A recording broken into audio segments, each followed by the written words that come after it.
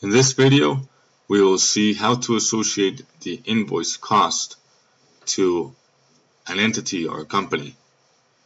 In the prior video, we saw that this entity up here, the entity at the header when we're entering the invoice, is the entity or company that will owe the money from the invoice, the money due from the invoice to the vendor.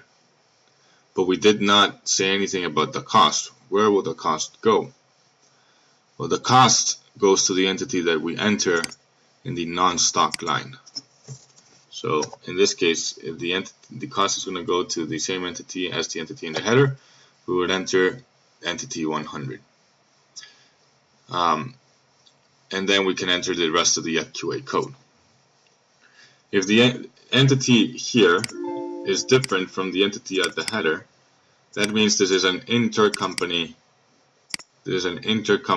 transaction, meaning this invoice, this entity is going to owe the money to the vendor from the invoice, but the cost is going to go to this entity that we enter here, which in this case it's the same, but it could be different.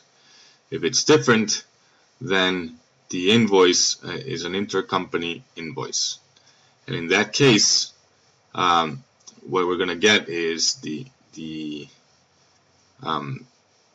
paying entity is going to have a intercompany receivable that is offset by the vendor payable, while the entity that incurs the cost is going to have a debit to costs and a credit to intercompany payable. Right? So this field here determines where the cost is incurred, on what company.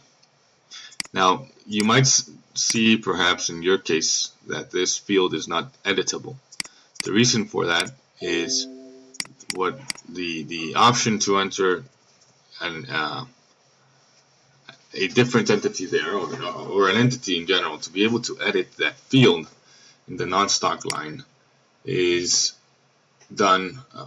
provided when this intercompany field is enabled. If it's not enabled, this is read only, and it's always going to be, the value here will always be the same value as the value up here.